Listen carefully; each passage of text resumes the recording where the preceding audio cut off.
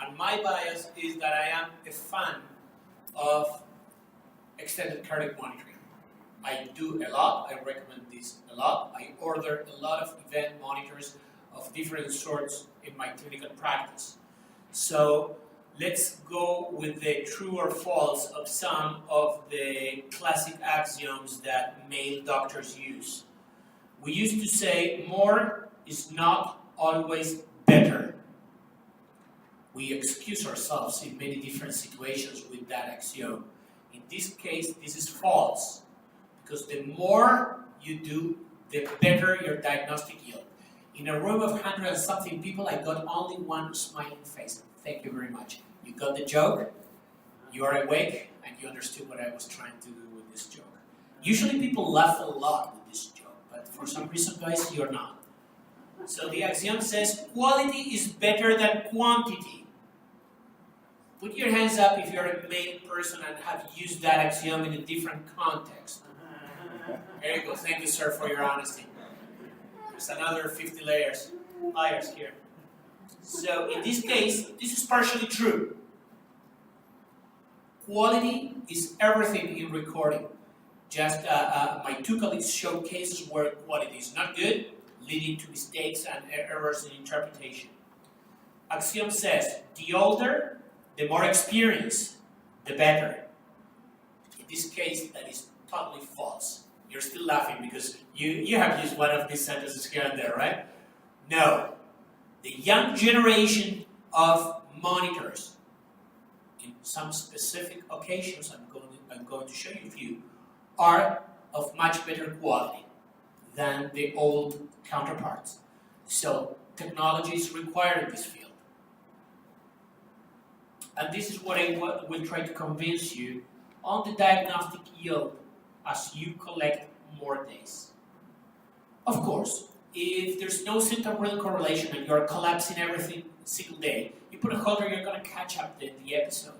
But if you're collapsing once or twice a week, once or twice a month, you may need something longer in order to capture the episode and see what happened to your cardiac rhythm when you're collapsing. And the same thing is valid for palpitations. I was curious because I was going to deliver this talk here, and there is a company supporting, thank you for coming today, supporting this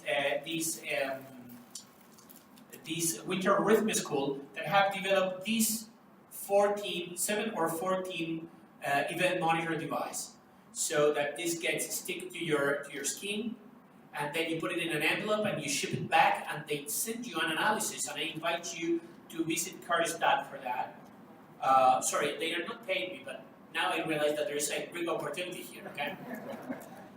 But I love the recording. The recording is one of the best ones I've seen. So one of the things that I was curious when you showed your slide is that they can be fancy. They can be cool watches, apps, phones, but then when you transform this into the printables that you will have to interrogate and provide an interpretation, they are crappy. So the cool thing is these guys, read this, it's not the most fanciest thing in the world, but go and look at the recordings. The recordings, I was telling the owner, look to be extrapolated into a book. They are an incredible quality. Of course, they could separate the best ones they got for me to get passionate about it, but now I want to record more and see if that is the quality that they offer, because it's incredible. So, Baranchuk spells C-H-U-K for the checker. All right. So, and this is an obvious curve, but this is something that I'm very interested in. This is the progression of diagnostic yield if you move from a 10-second snapshot to an implantable device. And you may see that the 7th day, the 14th day may fall around here. The more we do, the higher the diagnostic yield. There's no doubt about it. Good quality is paramount. Extended monitoring yields better results. New equipment is providing better adherence by patients because they are more comfortable to use. They are irritating the skin less. They can be used with no cables at all. And I forgot to mention this to the company. There is a paper coming simultaneously in heart rhythm and the annals non-invasive. It's not still in advanced papers because it went through third review, but it's coming reviewing all the possible indications for extended cardiac monitoring. All right, so David, when asked me to participate in this, he was asking me to try to do some sort of progressive level of difficulty. So let's start with this one, level of difficulty 1, I call. So the arrows are pointing to the P waves. Then it comes this fat beat without P wave before the QRS. So what is this? The big guy? PVC? Very good. But look what happened after the PVC. The first beat after the PVC has a longer PR interval. The cardio fellows, can you put your hands up, please? Med students too. I know you. I don't know your colleague at the side. Also for U of T. Thank you for coming. So usually in Queens, I ask for volunteers. If nobody volunteers, then I put this red dot in your retina and you volunteer immediately. This one is a tough cookie. So you see the prolongation of the PR interval after the PVC? Then it goes back to the normal. This one is a little bit longer, then it goes back to the usual. Why do you think that the PR is prolonging? It's a tough cookie. Give it a shot.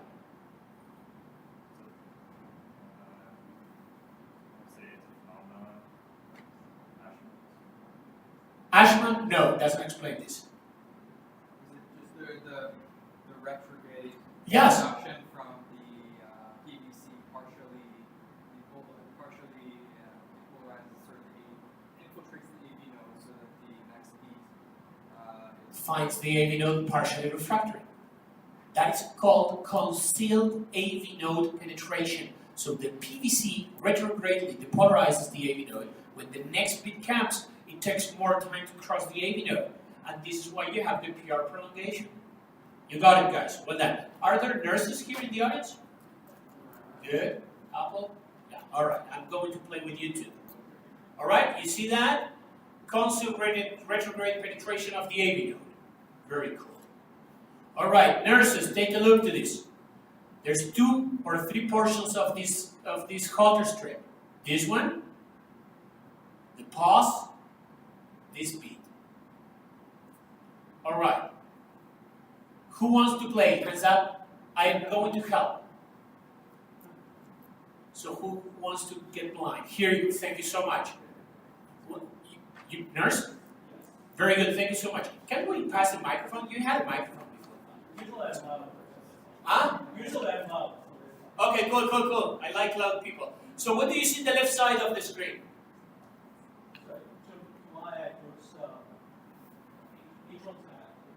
It's a sort of tachycardia. I love it. Is the tachycardia narrow or wide? It's narrow. Narrow. So what did you rule out by saying that it's narrow?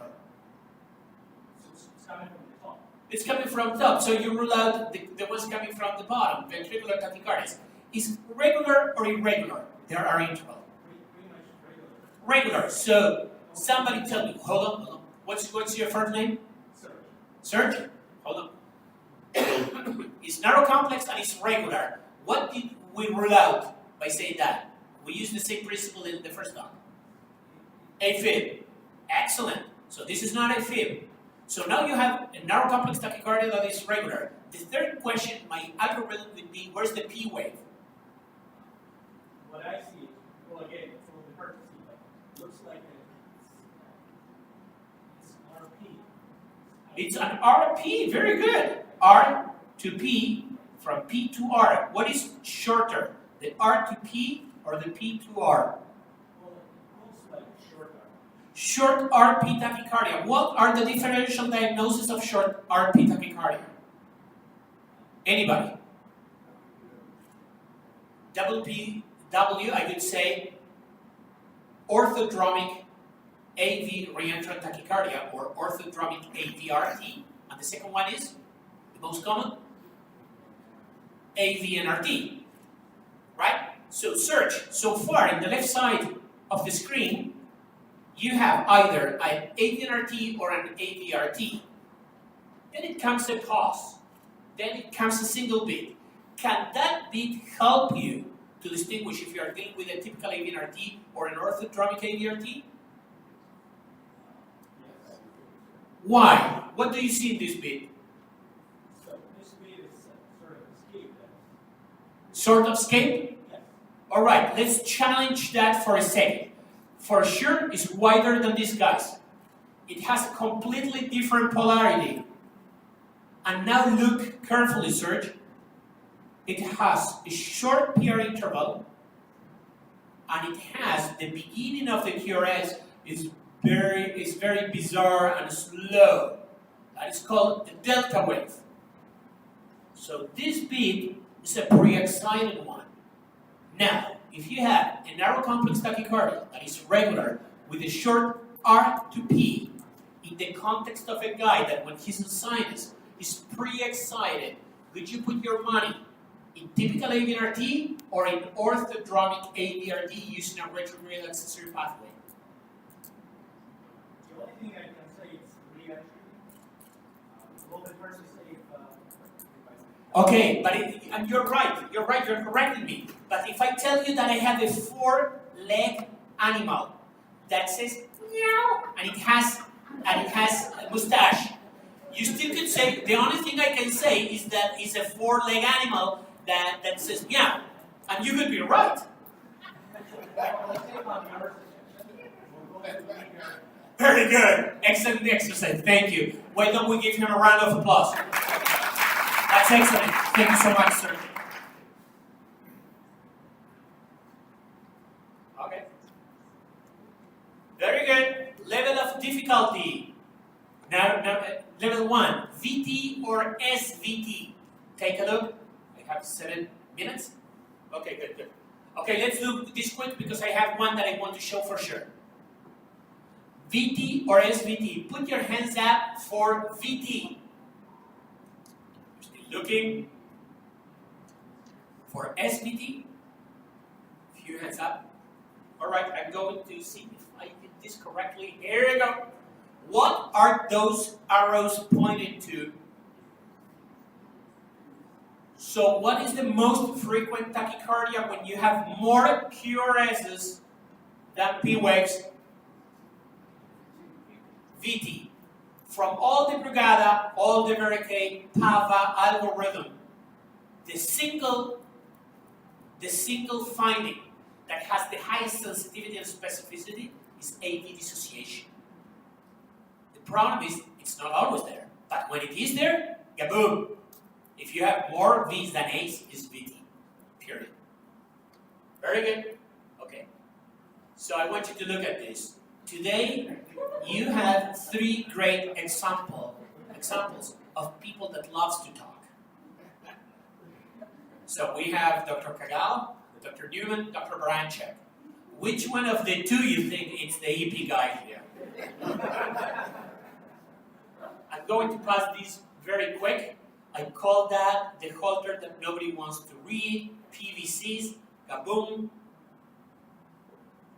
kaboom, kaboom, kaboom. Nobody wants to read that Holter. I had to, and it's an awful experience, as you can imagine. Now, this is with this. I think I have a couple of more, but with this one, if you did this one, where are my EP colleagues? I have 2 here.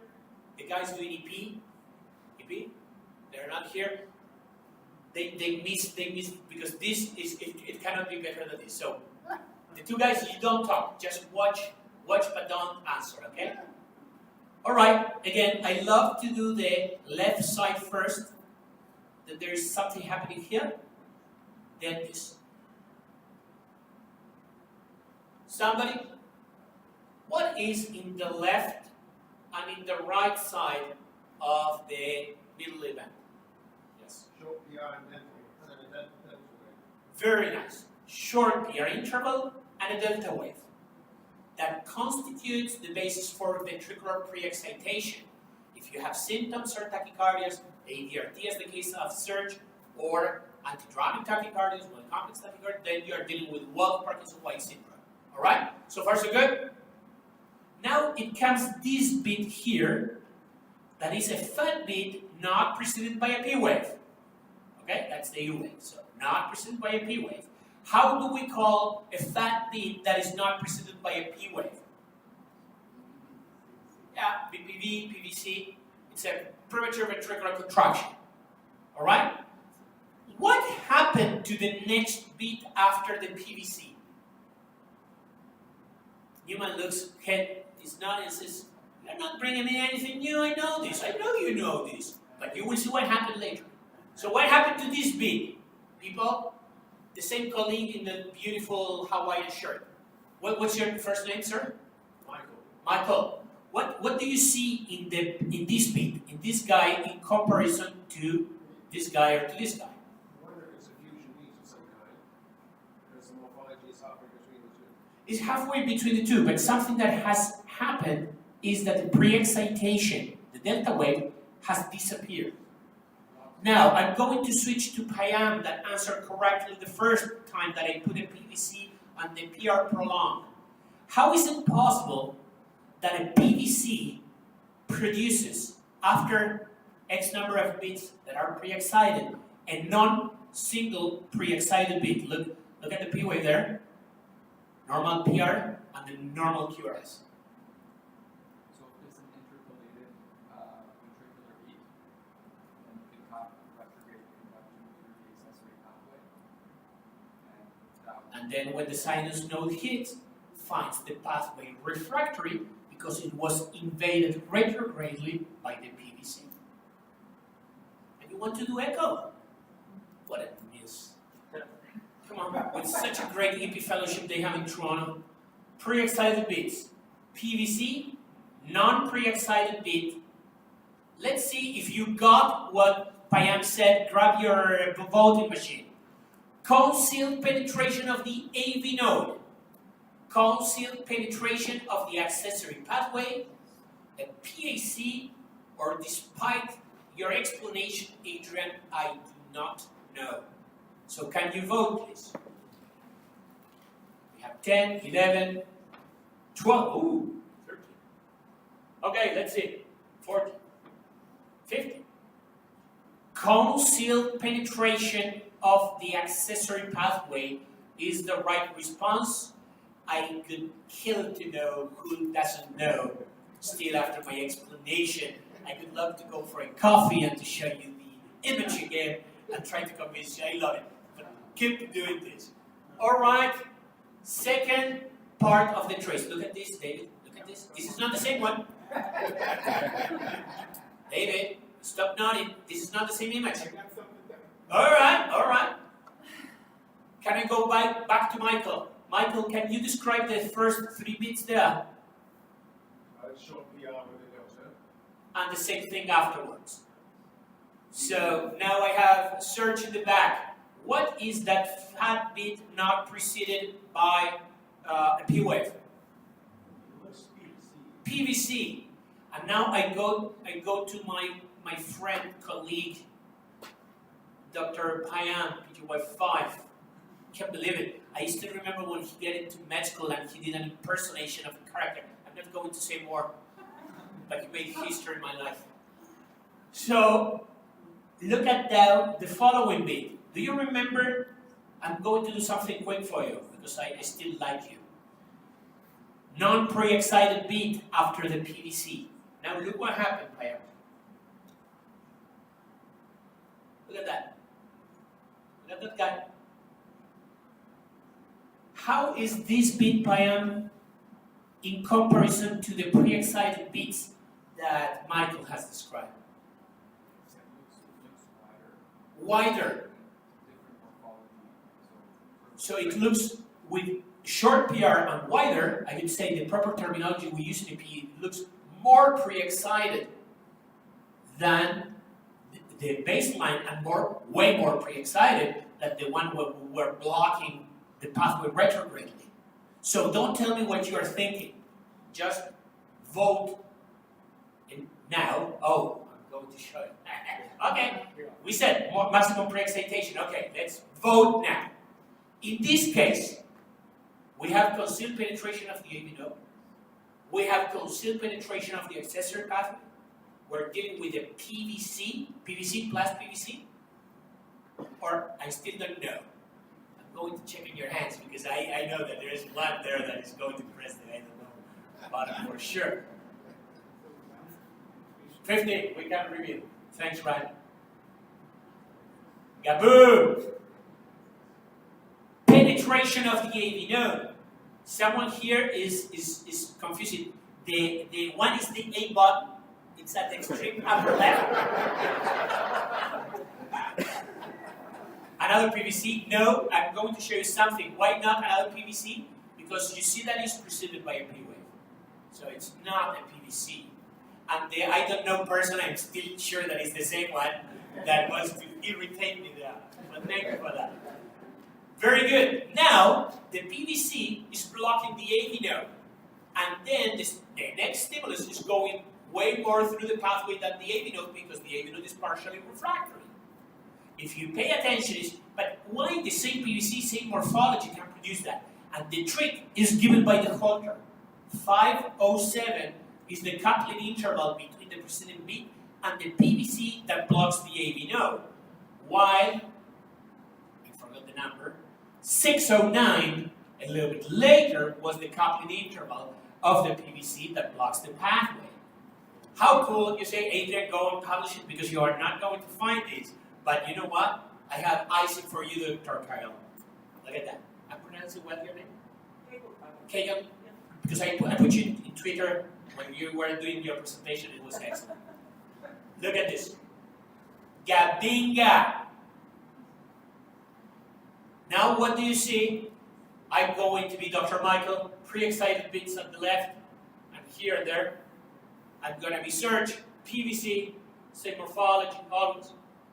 But after the PVC, there's nothing.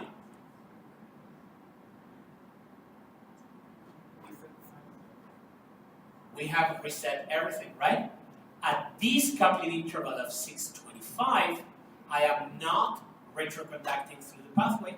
I am not retroconducting through the AV node. The post, how we call it? The compensatory post-extrasystolic pause followed by the pre-excited beat. I would love this PVC that is quite early to be the one that goes retrograded through the pathway. This is why I didn't publish this, because there is an autonomic nervous system affecting this. Otherwise, you see it, right? As I'm prolonging, I can make the case that I am retrograded penetrating different structures. But that PVC is a killer for the case. That's why I decided just to show it, not to publish it. But how cool is that? Okay, so here you go, PVC, PVC, nothing. Then I'm going to finish with two very short ones. Remember when you see this polymorphic, horrible arrhythmia coming in clusters, to think torsade.